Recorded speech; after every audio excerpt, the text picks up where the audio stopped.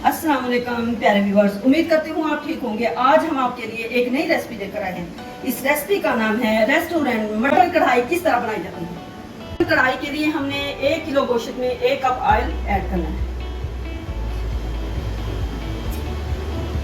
Oil अच्छे से गर्म हो चुका है। अब हम इसके अंदर मटन इसके अंदर ऐड करते हैं। हमने मटन को अच्छे से फ्राई करना है। फ्राई करने के बाद हम इसमें टमाटर ऐड करें। मटन हमारा अच्छे से फ्राई हो चुका है। 400 ग्राम अब हम इसमें ऐड करते हैं टमाटर।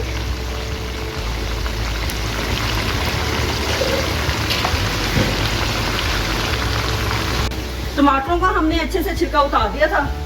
अब हम इसको कवर कर देते हैं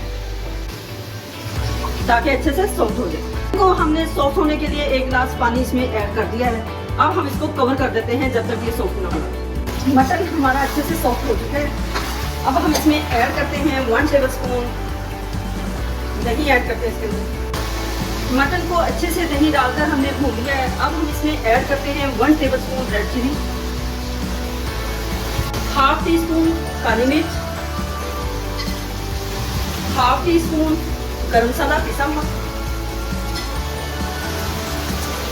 ½ टीस्पून साबुत जीरा। अब हम इसमें ऐड करते हैं 7 से 8 ग्रीन चिली और इसके अंदर ऐड करते हैं 1 साबुत ग्रीन चिली। कढ़ाई हमारी तैयार हो चुकी है।